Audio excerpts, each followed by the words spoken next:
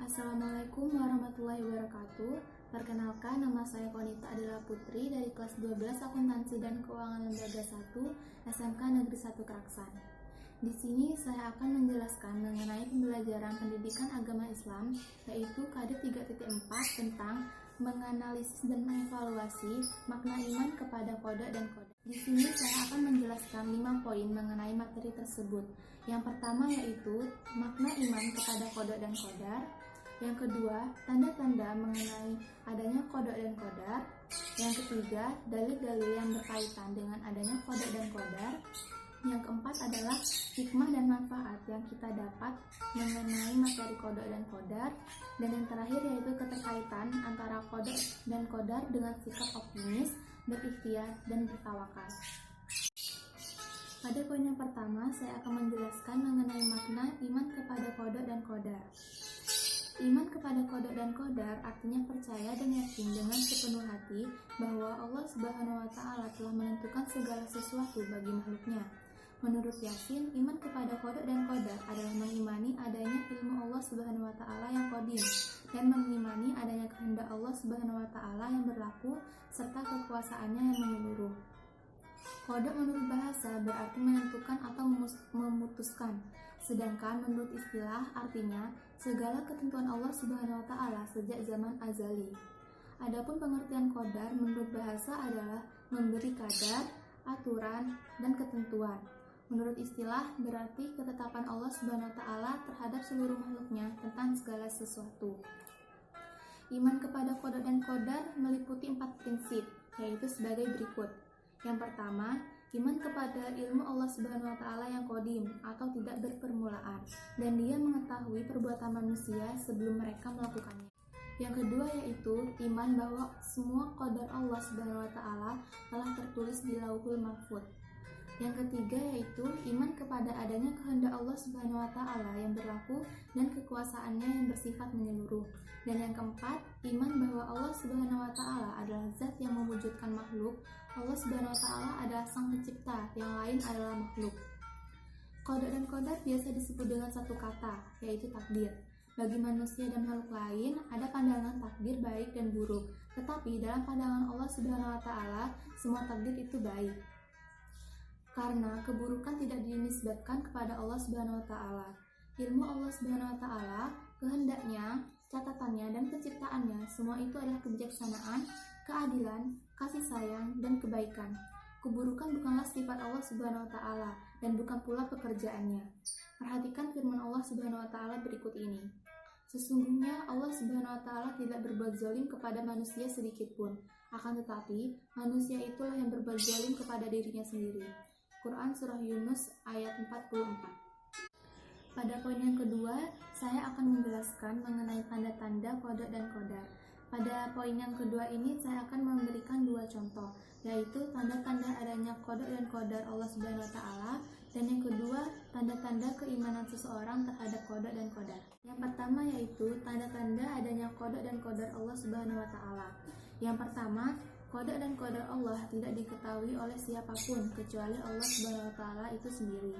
Yang kedua, qada dan qadar Allah terkadang berjalan seiring dengan harapan manusia dan kadang-kadang bertentangan dengan cita-cita dan harapan manusia. Yang ketiga, qada dan qadar Allah Subhanahu wa Ta'ala mempunyai garis dan arahnya sendiri, tidak mengikuti garis dan keinginan manusia. Yang keempat, qada dan qadar Allah mampu memaksa dan mematahkan keinginan dan harapan manusia. Dan yang terakhir yaitu qada dan qadar merupakan hak paten dan prerogatif Allah. Tak seorang pun mampu diri kita sendiri. Yang kedua, tanda-tanda keimanan seseorang terhadap qada dan qadar. Yang pertama, memiliki kesadaran tinggi dalam menyadari dan menerima kenyataan hidup. Yang kedua, menerima segala sesuatu, situasi dengan penuh kesabaran. Yang ketiga, senantiasa berusaha dan tidak mudah menyerah.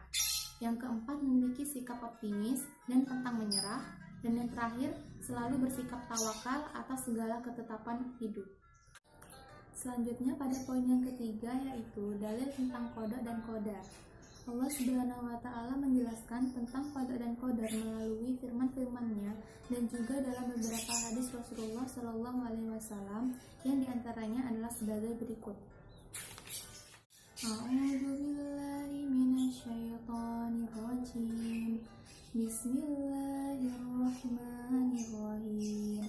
Alladzi lahu mulku samawati wal ardi wa lam yattakhidh waladan wa lam yakul lahu syarikun fil mulki wa khalaqa kulla syai'in faqaddarahu taqdira.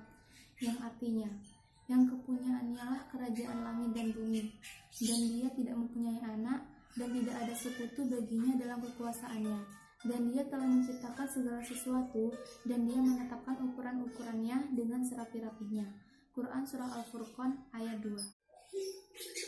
Selanjutnya, beberapa hadis Rasulullah SAW juga menyebutkan, yaitu hadis riwayat Muslim yang berbunyi, qala Rasulullah sallallahu alaihi wasallam, kataballahu maqadiral khalaiqi qabla an yakhluqas samawati wal arda bi khamsina alfasana.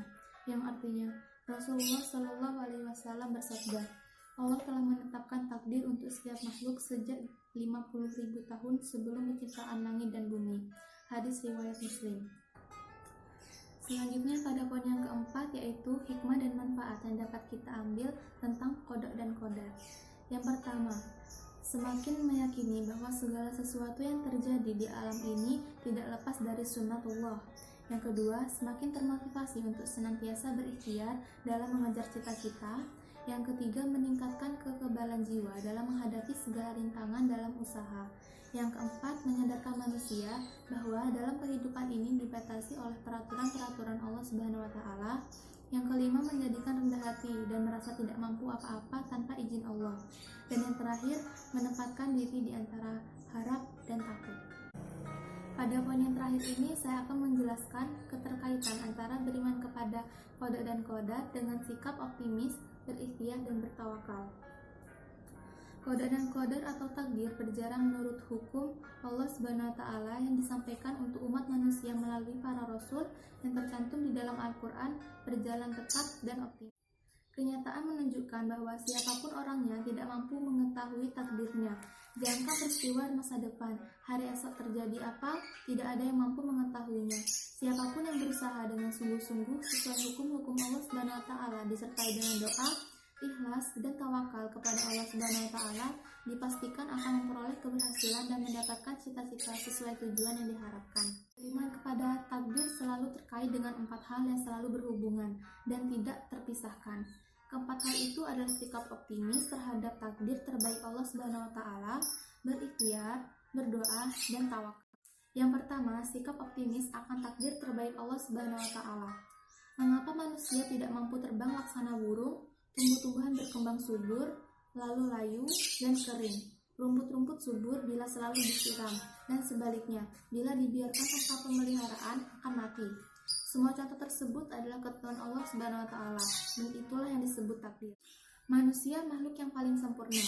Oleh karena itu, ia diberi kemampuan memilih, bahkan pilihannya cukup banyak. Manusia dapat memilih ketentuan atau takdir Allah Subhanahu wa Ta'ala yang ditetapkan keberhasilan atau kemalangan, kebahagiaan atau kesengsaraan, menjadi orang yang baik atau tidak. Quran Surah Al-Kahfi ayat 29. Namun harus diingat bahwa setiap pilihan yang diambil manusia pada saatnya akan diminta pertanggungjawaban terhadap pilihannya, karena dilakukan atas kesadaran sendiri. Firman Allah Subhanahu wa Ta'ala, maka dia mengilhamkan kepada jalan kejahatan dan ketakwaannya. Sungguh beruntung orang yang mensucikan jiwa itu, dan sungguh rugi orang yang mengotorinya. Quran Surah Asy-Syams ayat 8-10. Selanjutnya, apakah manusia mengira dibiarkan tanpa pertanggungjawaban? Quran Surah Al-Qiyamah ayat 36. Selanjutnya yaitu adalah ikhtiar. Ikhtiar adalah berusaha dengan sungguh-sungguh dan sepenuh hati dalam menggapai cita-cita dan tujuan. Allah Subhanahu wa Ta'ala menentukan takdir. Kita sebagai manusia berkewajiban melakukan ikhtiar. Jika Allah Subhanahu wa Ta'ala telah menentukan mengapa ada ikhtiar, perhatikan firman Allah Subhanahu wa Ta'ala dalam Quran Surah Al-Anbiya ayat 90, yang artinya, sungguh mereka adalah orang-orang yang selalu bersegera dalam mengerjakan perbuatan-perbuatan baik.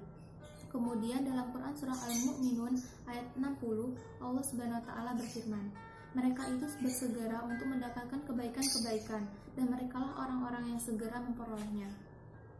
Dari beberapa ayat di atas, Allah Subhanahu wa Ta'ala mendorong manusia untuk berusaha, berlomba dan berkompetisi menjadi orang yang tercepat.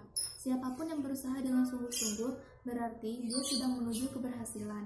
Pepatah Arab mengatakan, menjada wajada, yang artinya siapapun orangnya yang bersungguh-sungguh akan memperoleh keberhasilan. Yang ketiga yaitu adalah doa. Doa adalah ikhtiar batin yang besar pengaruhnya bagi manusia yang meyakininya. Hal ini karena doa merupakan bagian dari motivasi intrinsik.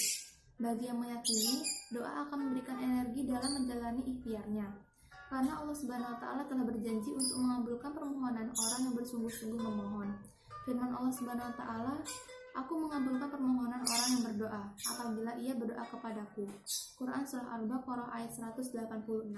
Dan yang terakhir yaitu tawakal. Setelah meyakini dan mengimani takdir, kemudian dibarengi dengan ikhtiar dan doa, maka tibalah manusia mengambil sikap tawakal. Tawakal adalah menyerahkan segala urusan dan hasil ikhtiarnya kepada Allah Subhanahu wa Ta'ala. Dasar pengertian tawakal diambil diantaranya dari sebuah hadis yang diriwayatkan oleh Imam Ibnu Hibban dan Imam Al-Hakim dari Ja'far bin Amr bin Umayyah dari ayahnya radhiyallahu anhu. Ia berkata, seseorang berkata kepada Nabi Shallallahu Alaihi Wasallam, aku lepaskan untaku dan lalu aku bertawakal. Nabi Shallallahu Alaihi Wasallam bersabda, ikatlah kemudian bertawakallah. Peristiwa ini menyimpulkan pemahaman bahwa sikap tawakal baru boleh dilakukan setelah usaha yang sungguh-sungguh sudah dijalankan. Hal ini juga memberikan pemahaman bahwa tawakal itu terkait erat dengan ikhtiar, atau dapat disimpulkan bahwa tidak ada tawakal tanpa ikhtiar. Firman Allah Subhanahu wa Ta'ala, kemudian apabila kamu telah membulatkan tekad, maka bertawakallah kepada Allah Subhanahu wa Ta'ala. Sesungguhnya Allah Subhanahu wa Ta'ala menyukai orang-orang yang bertawakal kepadanya. Quran Surah Ali Imran ayat 159. Cukup sekian materi yang dapat saya sampaikan mengenai iman kepada qada dan qadar. Kurang lebihnya saya mohon maaf. Wabillahi taufiq wal hidayah. Wassalamualaikum warahmatullahi wabarakatuh.